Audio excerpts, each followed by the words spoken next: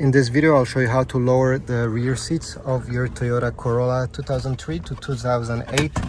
It's quite easy. So once you are over here, you're gonna notice there's nothing. Most cars have a small latch you need to pull to lower the backrest, but not this one. You need to open the trunk first.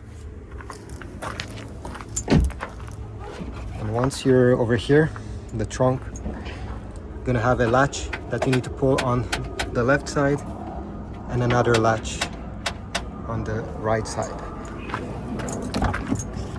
Once you've done this, it simply means that the backrest is unlocked and you can lower it easily.